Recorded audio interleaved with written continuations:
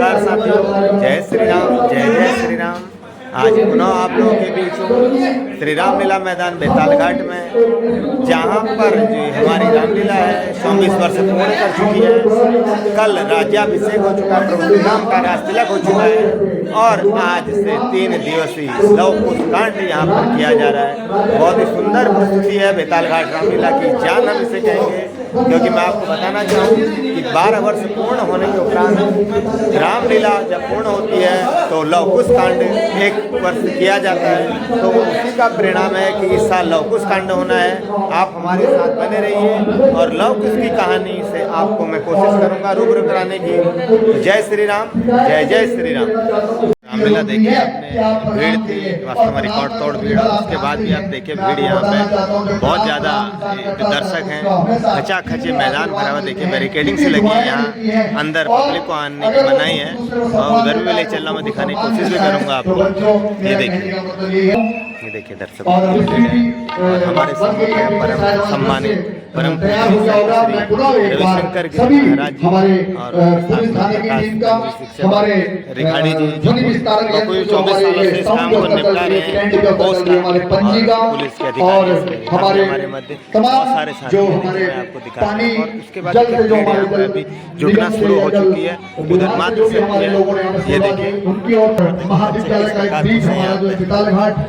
जय श्री राम।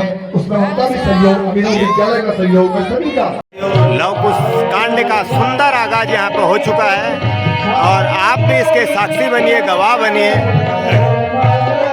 ये देखिए शुरुआत हो रही है और लव कुश कांड बहुत बड़ी शिक्षा हमारे समाज को यहाँ पे देता है। तो आप भी इस शिक्षा को ग्रहण करिए, सीखिए।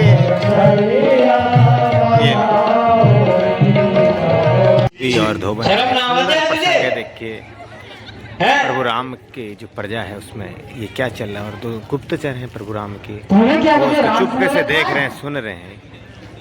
आप देखिए यहीं से लव कुश कांड की कहानी शुरू। 14 साल बाहर रख के मैं अपने साथ रख लूं। कैसा तंज माता सीता के लिए उसके बाद के द्वारा यहाँ पे मुझे राम क्यों रखा है? वो तो राजा है, उनसे कोई कुछ नहीं कहता है। यहाँ मेरी चलेगी, उसकी नहीं।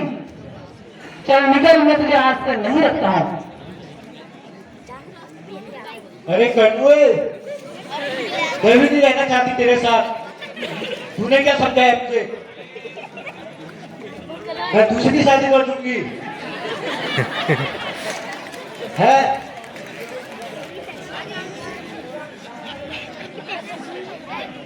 चल, मैं जाती हूँ अपने मायके, नहीं रहना मुझे। जा जा निकल। मायके चले जाओ,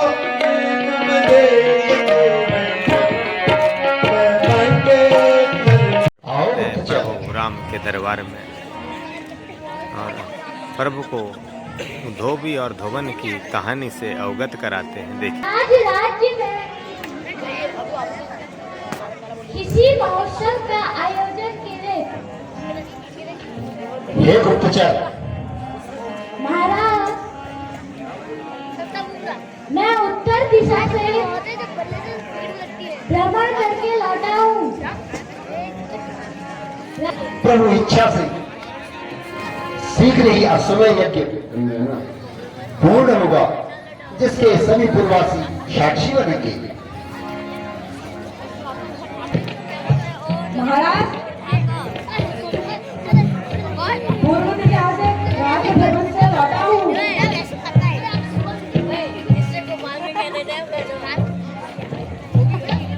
राज्य में सब प्रकार से शांति है, लेकिन लेकिन क्या गुप्तचर? कहो, सत्य वचन कहने में संकोच कैसा? एक गुप्तचर के लिए यह आवश्यक है कि वह अपने राजा को सही और संपूर्ण सूचना दे। जो भी तुम कहना चाहते हो खुलकर कहो और बिल्कुल निर्भय हो। महाराज,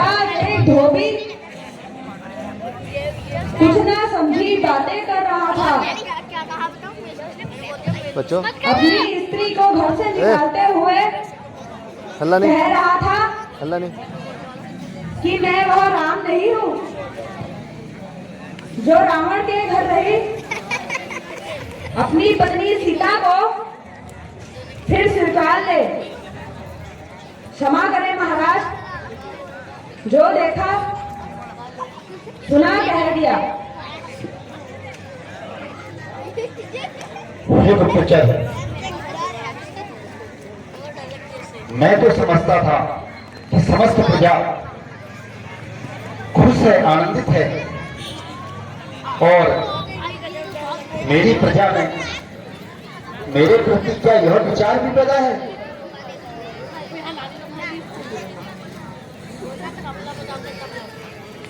बड़ी विडंबना है। राजा होना भी एक अभिश्राप है।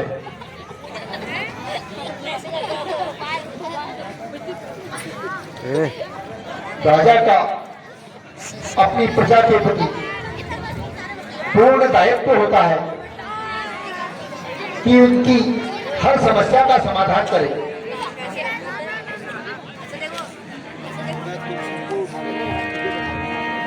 14 बरस के उन विभिन्न दुखों के बाद जो समझा था कि अब अयोध्या में जाकर के सारे कष्ट मिट गए हैं, किंतु अभी भी कष्टों ने मेरा पीछा नहीं छोड़ा है। जो आज पुनः ऐसी दुविधा में मुझे डाल दिया है।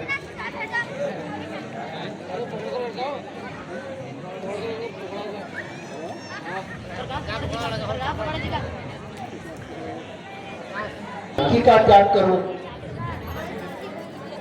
या स्वयं का परित्याग करूं,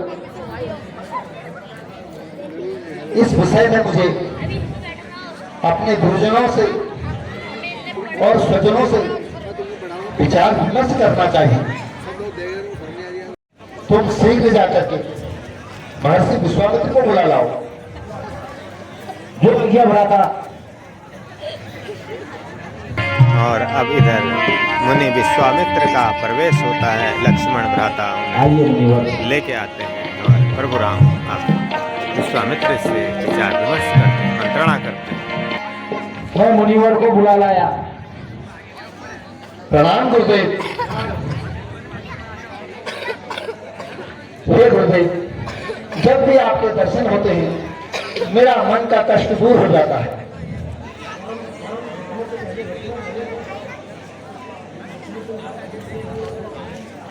लक्ष्मण, सुभद्रा जी, आप तनिक बाहर जाइए, मुझे गुरुजी से कुछ मंत्रणा करनी है। जो आ गया भाषा। ठीक है,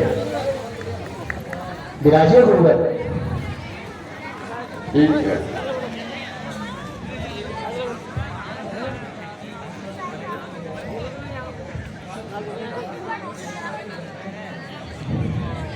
हे राम, आज तुम्हारे ललाट पर यह दुखदाई क्यों दिख रहा है?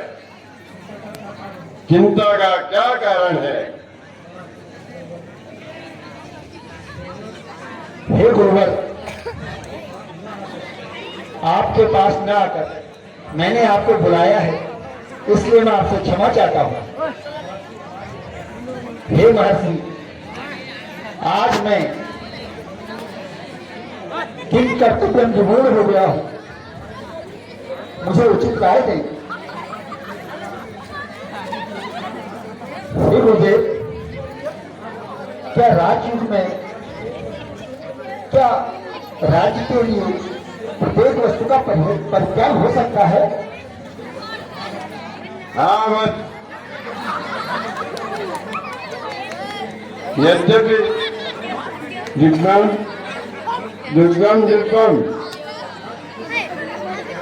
अर्थात जिसे तुम सही समझते हो वो सबके दृष्टि में हो, वो नहीं होना चाहिए। ठीक है गुरुदेव, तथा आपके इन शब्दों से मुझे ज्ञान प्राप्त हुआ है। तथा प्रणाम गुरुजी। कल्याण होंगे।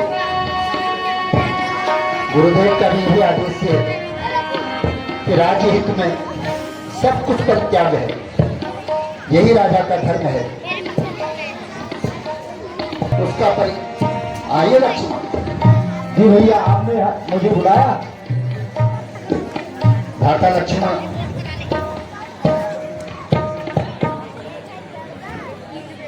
तनिक राज्य हित में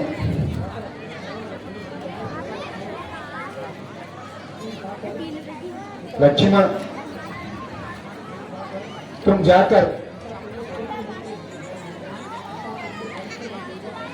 पिता तुल्य वरिष्ठ मंत्री सुमन जी को तनिक यहां भेजिए। जो आज्ञा भ्राता श्री। बहुत अधीर है भ्राता। असल है जीवन में जब भी मैं कष्ट में रहा हूं, तुमने मुझे सत्य को डांट की है, मेरी हिम्मत बढ़ाई है भ्राता। तनिक आप मेरे आदर्शों को, मेरे वचनों को मानोगे ना? जी ठीक है।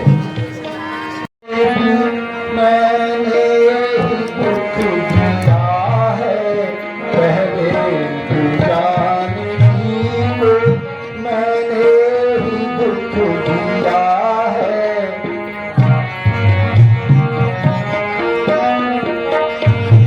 की बात ने भी चैन तेरा ले लिया है, धोबी की बात ने भी चैन मेरा ले लिया है। जानती को इससे पहले मैंने ही दुख दिया है।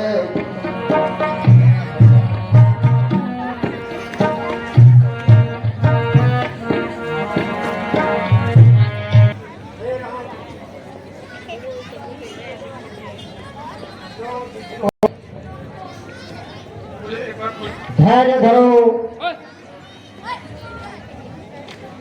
हे सुमन, आप पिता तुल्य हैं।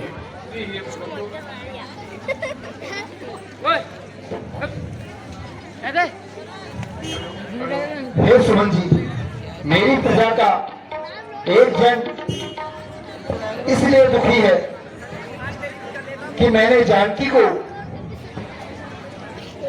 रावण के राज्य से पुनः स्वीकार कर लिया। और जब मुझे गुप्तचरों ने बताया कि वह अपनी पत्नी को इसलिए त्याग कर रहा है कि वह राम नहीं है, कि वह अपनी पत्नी को पुनः अपना ले। हे सुमन जी, इसमें मेरा क्या दोष है?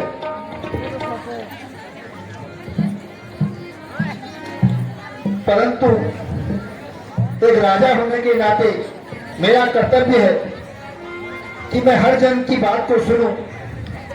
अंततः गुरु जी के मार्ग निर्देशन से मैंने यह संकल्प लिया है कि मैं सीता जी का परित्याग कर दूं।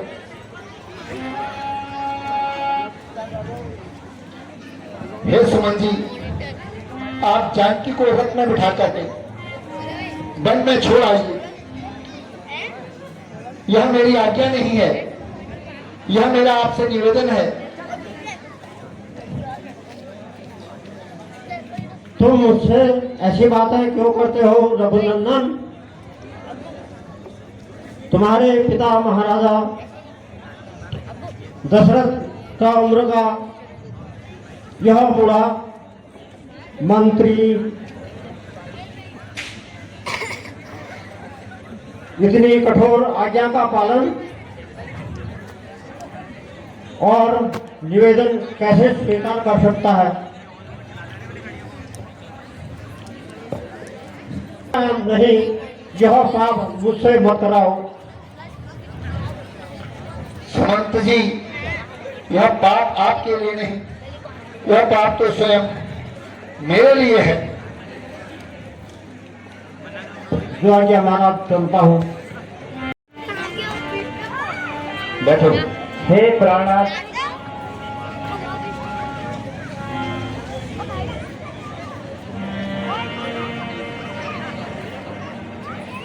जैसे मैंने आत्म इच्छा प्रकट की थी कि मुझे बन माटी खाने की इच्छा हो रही है और मुझे कब वन में ले जा रहे हो? हे जानकी, तुम्हारी इच्छा माटी खाने की भी है। अब तो वैसे भी मुझे तक वन में तुम्हें भेजना ही होगा, क्योंकि हालात ही कुछ ऐसे हैं।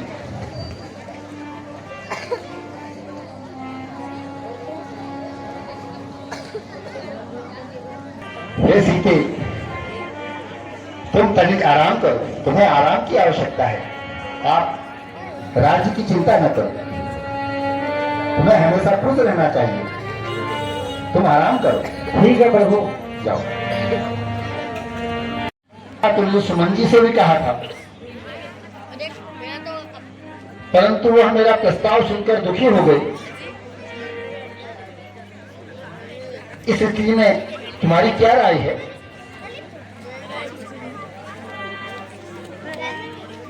बड़े भैया, भले मैं क्या राय दे सकता हूँ, मैं तो आपका सेवक हूँ।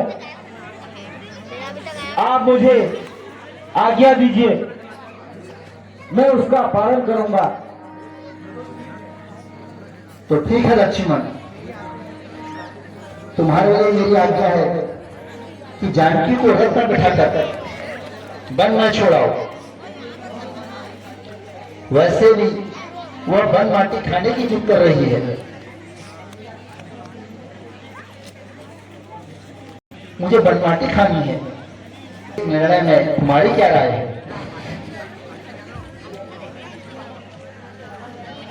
क्षमा करिए महाराज, मुझे आपके सामने इस तरह नहीं आना चाहिए। जब एक राजा रुष्ट होकर सीता देवी के प्रताप की योजना बना रही हूँ, मेरा धर्म हो जाता है कि मैं इस षड्यंत्र को विफल करूं। यह एक निर्दराज करने का सजा है। उर्मिला, तो यहाँ कैसे आ गई? लक्ष्मण, उर्मिला को किसने बताया? तुम यहाँ कैसे आ गई? चलो चुपचाप यहाँ से जाओ। चलो जाओ जाओ जाओ, फटाफट जाओ।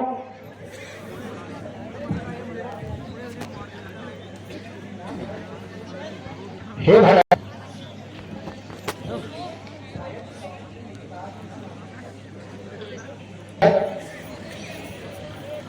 शायद सौमित्र मेरी बात न माने। इस स्थिति में क्या तुम मेरे वचनों को पूरा करोगे भरत? क्या तुम सीता को वन में छोड़ के आओगे? नहीं भैया, मुझसे यह अपराध न करवाइए, मुझे क्षमा करें। मैं आपकी आज्ञा का पालन कदापि नहीं करूंगा। हे भ्राता शत्रुघ्न, तुम मेरे छोटे भाई हो, तुम्हें मेरी आज्ञा का पालन करना चाहिए। तुम सीता को शीघ्र वन में छोड़ के आओ।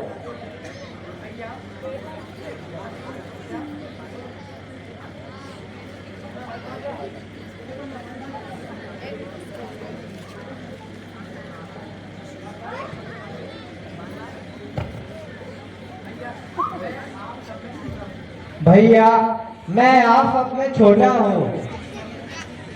मेरी मन बुद्धि से यह अवश्य सोचे कि माता जानकी गर्भवती है। इस समय उस पर यह अत्याचार ना करें।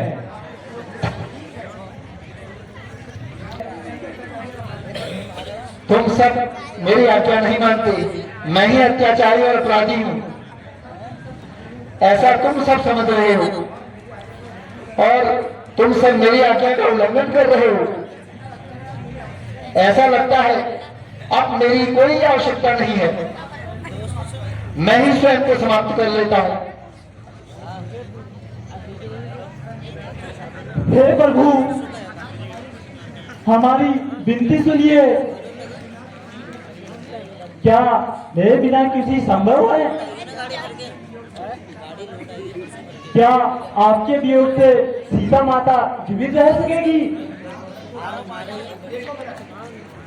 हे भरत, देखो हमारे रघुकुल में सदा एक बड़े बड़े राजा शिवी, दधीची, दलीप, भगीरथ, हरिश्चंद्र जैसे महाराजा सत्यवादी हुए हैं। वेदों ने भी उनकी प्रशंसा की है। हमारे पिता श्री दशरथ महाराज वचनबद्धता को उनकी आज भी संपूर्ण संसार याद करता है। भरत, रघुकुल रीति सदा चलाई, प्राण जाए पर वचन जाए।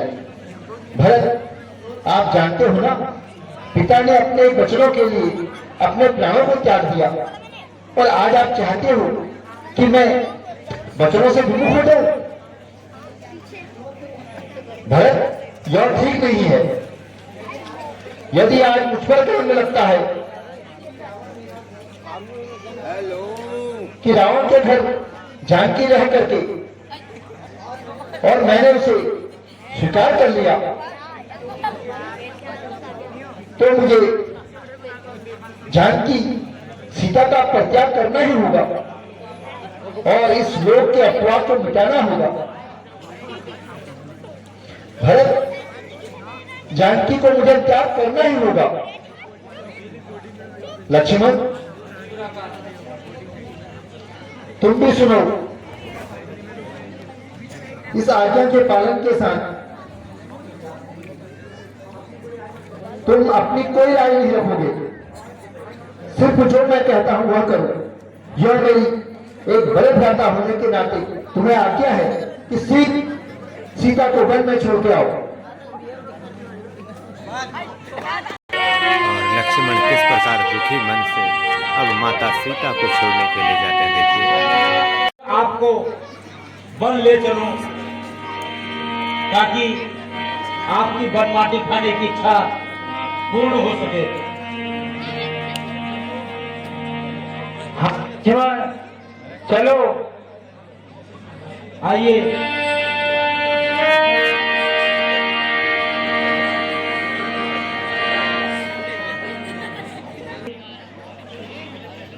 आपसे एक शिकायत है।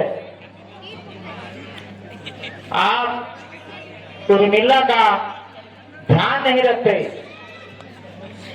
तुम्हें कसम है उसे कभी दुखी मत करना। भैया, यहाँ तो घनघोर वन है,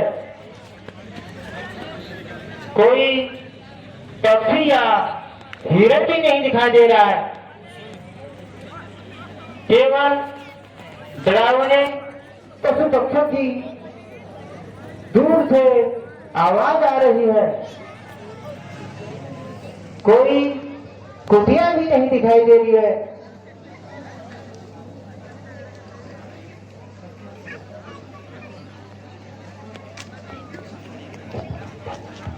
हे माता जी,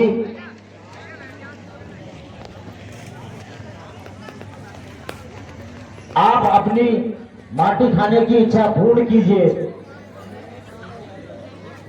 मैं घोड़े और रथ को किनारे लगाकर अभी आता हूं। आप मेरी प्रतीक्षा करें जब तक आप वन माटी खाइए, मैं अभी आता हूं। सुनो हे महेश, आज आपने मेरे से कैसा पाप करवाया, मुझे क्षमा करें। हे वन में विचरते पशु पक्षियों, तुम मेरी माता की रक्षा करना।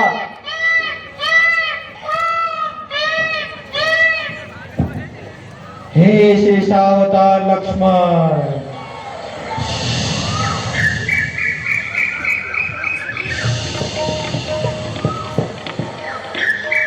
शेषावतार लक्ष्मण, सीता स्वयं जगत जननी है, वह जीती रहेगी। अब तुम निसंकोच लौट चलो।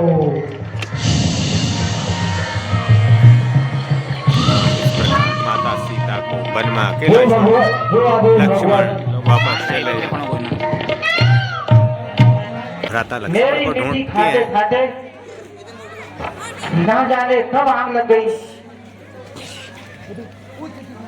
लक्ष्मण, लक्ष्मण, कहाँ हो? कहाँ हो लक्ष्मण? तुम्हारा मेरा अपराध भी नहीं बताया और मुझे इस घनघोर जंगल में छोड़ दिया। हाय लक्ष्मण, लक्ष्मण। माता सीता जंगल में व्याकुल हैं, लक्ष्मण छोड़ के। और इधर वाल्मीकि, महर्षि वाल्मीकि का प्रवेश होता है।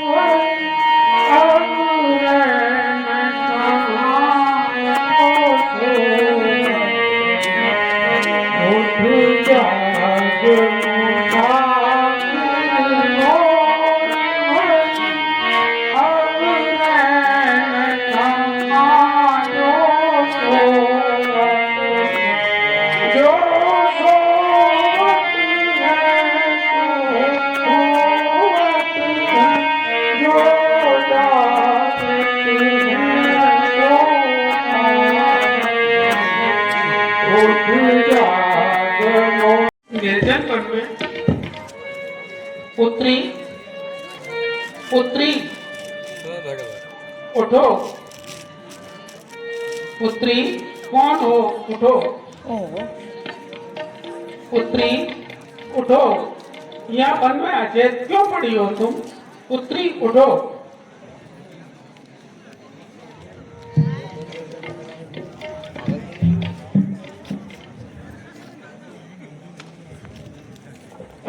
हे मुनिवर प्रणाम। मैं जनक जननी सीता हूँ। मेरे देवर लक्ष्मण शायद पति की आज्ञा के अनुसार मुझे वन में छोड़ गए हैं। मुझे लगता है मेरे पति श्री राम द्वारा मेरा परित्याग कर दिया गया है।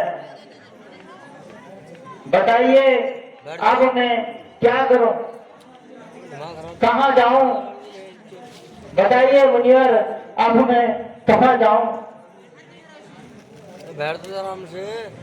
पुत्री व्यथित न हो, राजा जनक मेरे पुराने परिचित है। इस नाते से हे पुत्री, तुम भी मेरी पुत्री के समान ही प्रिय हो। मेरा आश्रम यहाँ समीप में ही है। चलो मेरे आश्रम की ओर चलो।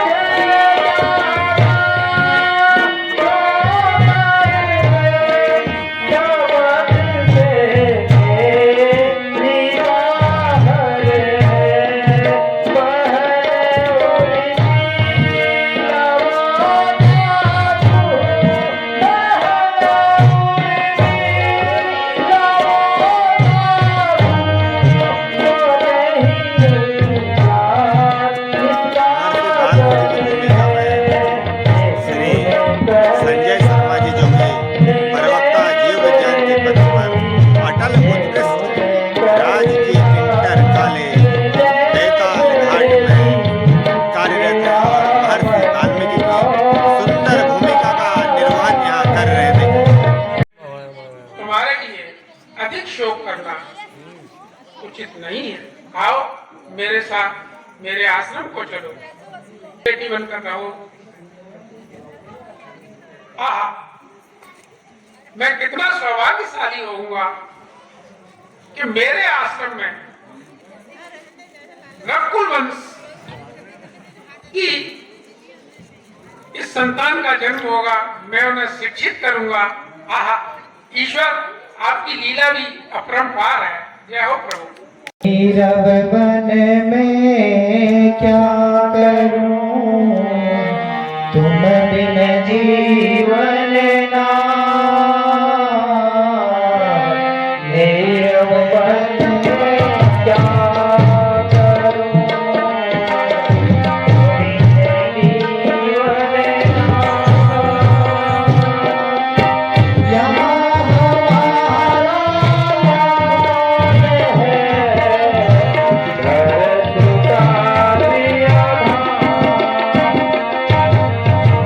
हिम्मत से लोका जग के नाते झूठे हैं, जग में सच्चा आओ। नमस्कार। माता सीता महर्षि वाल्मीकि के आश्रम को प्रस्थान करती है।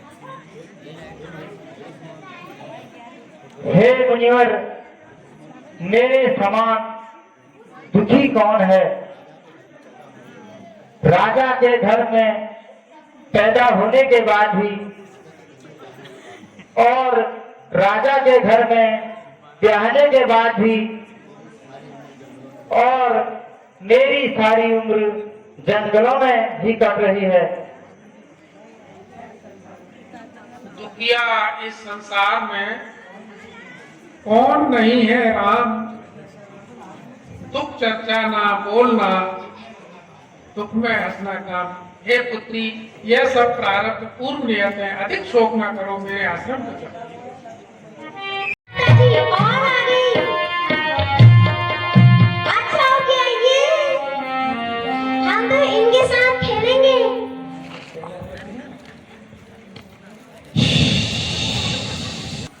और इस प्रकार माता सीता महर्षि वाल्मीकि हे पुत्रियों, वाल्मीकि आश्रम में प्रवेश। आज तो तुम्हारे साथ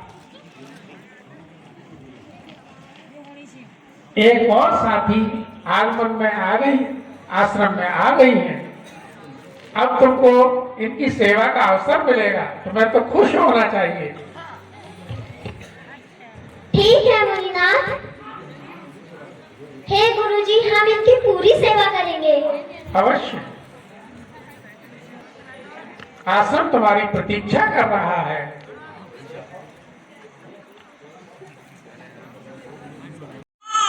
इस प्रकार लव और कुश का इस पृथ्वी में अवतरण होता है।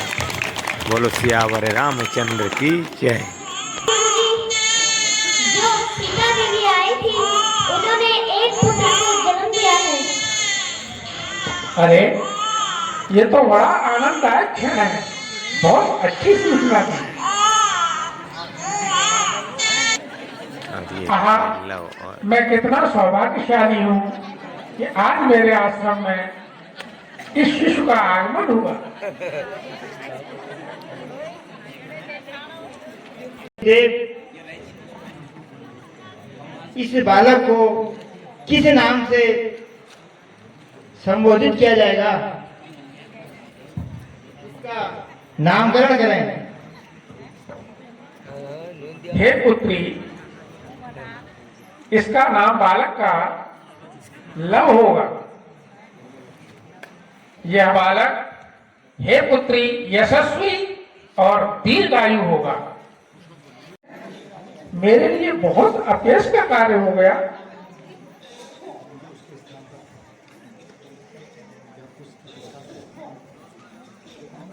मैं ऐसा करता हूं, अपने तप बल के आधार पर उसके तरीके से एक शिशु का निर्माण कर देता हूं, ताकि मुझे अपयश न प्राप्त हो।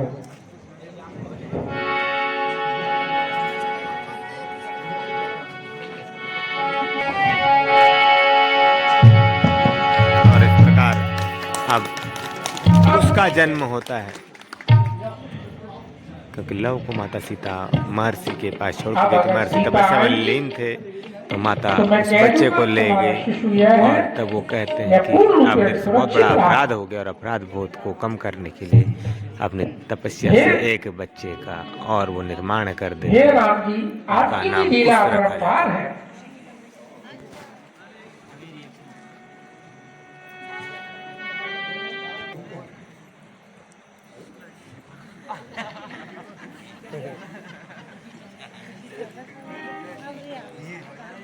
अरे यह क्या हुआ? सीता, लव को तुम मुझे देकर गई थी, अब ये तुम्हारे पास कहां से आ गए?